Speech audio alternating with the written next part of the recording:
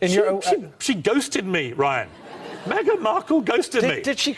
Look, I really liked her. This is why it hurts. No, I really liked her. That you don't like Meghan Markle. You've made it so clear a number of times on this programme, and she cut you off. She's entitled to cut you off if she wants to. I'm being... Sorry, can't do this. This is absolutely...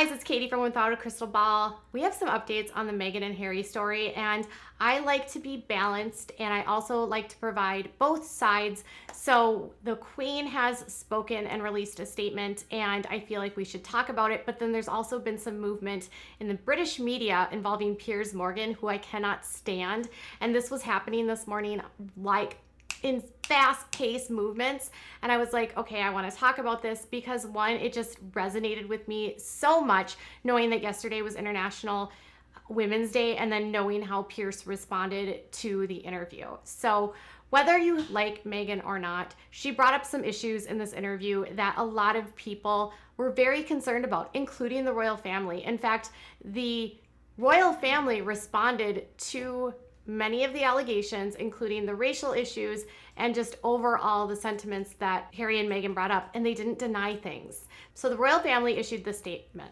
The whole family is saddened to learn the full extent of how challenging the last few years have been for Harry and Meghan. The issues raised, particularly of race, are concerning. While some recollections may vary, they are taken very seriously and will be addressed by the family privately. Harry, Meghan, and Archie will always be much loved family members. They're going to take the approach that they're going to handle this privately, and they don't really bring up the mental health issues. I think it's like as neutral as possible without being condemning and also not really owning anything. So a lot of people were like, this is classy. I'm glad they said something. People were concerned that they weren't going to say anything. And now it's the issue of they're going to handle it privately, which some people were like, okay, but you are representing our country and we are paying for your life through the taxes.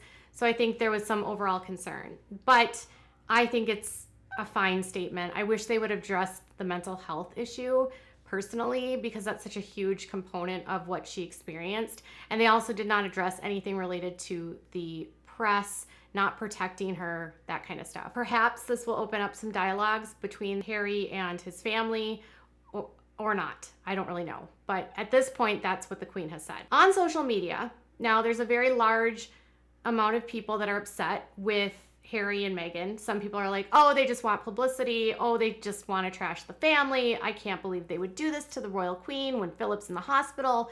There's just been an overall, like, people just really don't like Meghan, and they say it has nothing to do with race. They say it's because she's entitled, she's a social climber, she tried to change everything.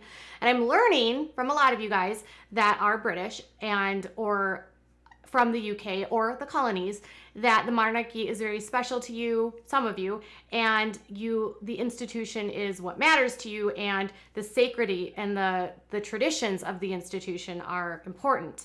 And apparently Meghan not understanding those specific things and acting like she could change things is kind of what upset you. That's kind of what I was getting from that. No matter what Meghan's position was, she had some concerns about her child not being protected. Even if he wasn't designated a title at birth, I think there was concerns about him having security, which some of you guys said a lot of the kids don't get security, so I get that. But I think the wider issue of, you know, she brought up that she wanted to end her life, and there was a huge outcry by so many people about that because it made people, even within the press, realize the magnitude of the headlines and the coverage that they gave to her. And some people in the media have been particularly pushing narratives against Meghan that are very, very toxic, and one of them has been Piers Morgan. So Piers Morgan, actually, if you're from the United States, know that he hosted Larry King Live's show for a few years, like 3 or 4 years after Larry retired. and he wasn't very well received. I don't think that Piers really resonated with the US market as a whole. I just kind of felt like we didn't get him. He has always been kind of outspoken. I think he falls more on the conservative end of things, and that doesn't necessarily matter to me in this context, but he does not like Meghan at all. He and Meghan met a couple times and they were friendly. He went and had drinks with her one night, and he has told this story so many times about how, you know, they went and had drinks, she had a couple martinis, and then he put her in a cab, and then that night she went to a party and she met Harry. The next night they had dinner together, and the rest is history. And he claims that Meghan never called him back, never talked to him again, which then has put him in this sort of position of she's a social climber, she's an opportunist, she's a bitch. And it always seemed like a level of unprofessionalism to me as a journalist. If you don't like someone, don't make your personal vendetta the reason that you don't like anything else about them. And it's weird too, because he would say, like, you know, she ghosted me, but then, you know, there's an interview clip floating out there of him basically saying, you know, but I really liked her though. I'm afraid, look, I really liked it. This is why it hurts. No, I really liked it. And it's interesting because a lot of her friends have come out and defended her, like her co-star from Suits basically said that she's like one of the nicest, most compassionate, loving people they've ever met. Serena Williams came out in defense of her and really was like talking about the systemic racism that she has felt and what it feels like to be a woman in like at a high level, getting that kind of that hate. And also just speaking about the heart of Meghan being a nice, kind, loving person. And you also have people from Meghan's family, like her father and her sister, that are like on social media and going on interviews calling her a narcissist and a psychopath and a liar. You know, even her dad was on Good Morning Britain this morning. Is I'll do a story for the press. If I don't hear from them in 30 days, then I'll do another story for the press. You know, basically saying that he was going to keep going to the press as long as she didn't talk to him. And he was going to go to the press every 30 days until she would talk to him. But I think he's kind of burned a bridge with her because he has put so much out there. He has sold photos. He has made so much money off of this that I don't know how she would ever trust him again. And even though he thinks that this might be working for him, I think this is like a money grab for him, and I just find him insufferable. And I find her sister even more insufferable because, one, even if they didn't, like, Meghan claims they didn't have much of a relationship. I honestly think that Meghan was trying to just be diplomatic and not say a lot about her sister and not disparage her. Instead of going for the jugular, she just said, you know, I don't really know her. And then, of course, her sister said she's lying and blah, blah, blah. So anyways, Piers, like, flipped out. And he went crazy. And he, on air, was, like, talking about how he didn't believe that she was having thoughts of wanting to end her life. And he didn't believe that anyone at the palace would turn her away. And he wanted to know who she talked to and what they said. And he said he wouldn't believe her even if she was giving, like, a weather forecast. Who did you go to? What did they say to you? I'm sorry, I don't believe a word she says, Meghan Markle. Well, that's a I wouldn't believe it if she read me a weather report. It was really just diabolical and it was cruel. And you're like, why do you dislike this woman so much that even when she's struggling, you find a way to disparage her? And even his colleagues got annoyed by it. And Alex, who does the weather, he basically called him out this morning, which led to Piers ending up like storming out and saying like he couldn't handle it because literally his coworker called him out for saying like, I know you had a thing with her and she ghosted you, but he even said like she had a right not to call you back. And she cut you off. She's entitled to cut you off if she wants to. Has she said anything about you since she cut you off?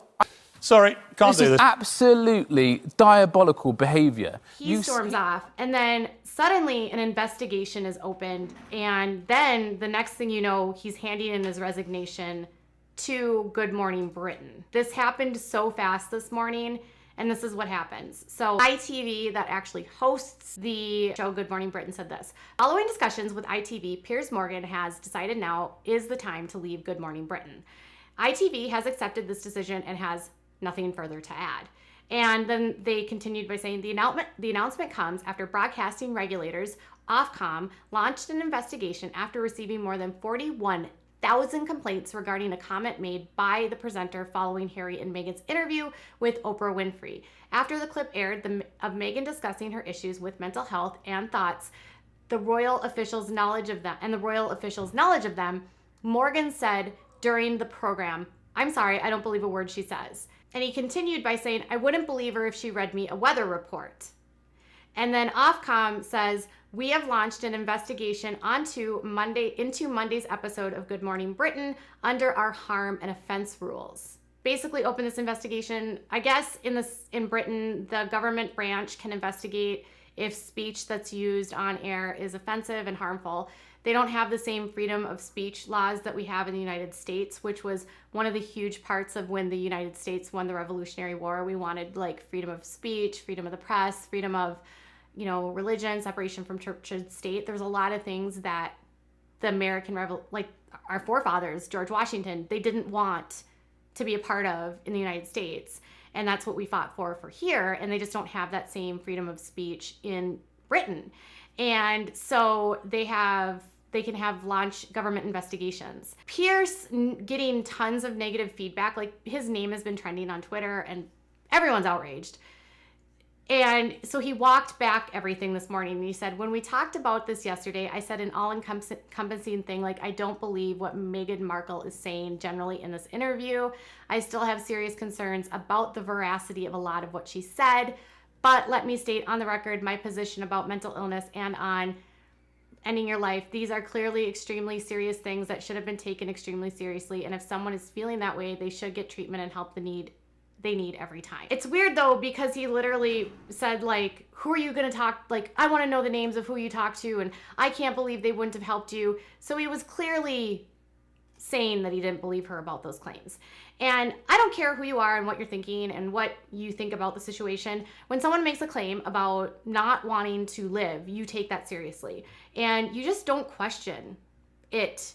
You don't say that they're baiting or they're trying to get sympathy. You take it seriously, you acknowledge it, and you don't question it, because honestly, it furthers the stigma in all of this about mental health. And I believe Pierce's firing also might have had something to do with the fact that ITV also has this huge mental health campaign that's going on. One of the charities that they're working for as a part of this literally issued a statement like yesterday, horrified by what Pierce said. And he says, and this is what they said. So it says, "We are disappointed and concerned to see Piers Morgan's comments on not believing Meghan's experiences about thoughts today. It's vital that when people reach out for support, we share their experiences of ill mental health, that they are treated with dignity, respect, and empathy. We are in conversations with ITV about this at the moment. If you or anyone you know is feeling impacted by the discussions that have taken place today, please reach out for support using the signpost in the thread below." And then they provided like some links of how you can get help. And they provided a video about how to like talk to someone that is going through those types of thoughts, and just dealing with the feelings that people had when there was someone in the media saying they didn't believe them. And it's a really irresponsible thing to say. Like, you don't have to like Meghan, but to get onto your platform with millions of people watching, he's not a small commentator. Good Morning Britain is huge. It's like the Today Show or Good Morning America. It's an enormous platform. And then say that you don't believe her, it just further perpetuates negative press and negative statements. And Alex, who's the weather guy on the show, by the way, like the newest, sexiest man in the whole world to me, even made a point to say that like Harry has been so deeply impacted by his mother's death. And it's not fair to say that because William handled it one way and Harry handled it another, that Harry should just get over it, because that was another thing that Piers said was like, Harry just needs to get over it. And he said, it's not fair to say that. And it's also, at what cost are we going to continue this bad press about Harry and Meghan? Is the ultimate goal, like, what's the end game? His mother already passed away. Are we going to cause his wife to pass away too? And I think that's a good point in the coverage is, what is the end game for them in villainizing her? Like, you don't like her. She's a newcomer. She doesn't fit in. She doesn't understand. She tried to change things up. All of these things were offensive to people in the UK, from my understanding. But at the same time, what's the end goal? You cannot like someone and not nitpick. You cannot like someone and not cause them to want to commit unthinkable acts upon themselves that they can't take back, irreversible things. And just because she speaks out and you think she's a liar doesn't mean she's lying, right?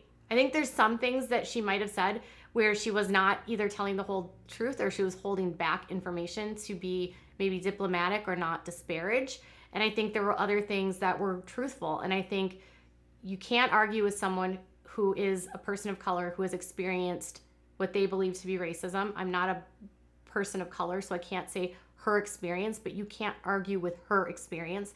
You also can't argue with what she's telling Oprah about what she felt about that experience. The Queen has spoken, Piers Morgan has lost his job, and Harry and Meghan remain silent since the interview. So what are your thoughts about all of this? Tell me in the comments below. Bye, guys.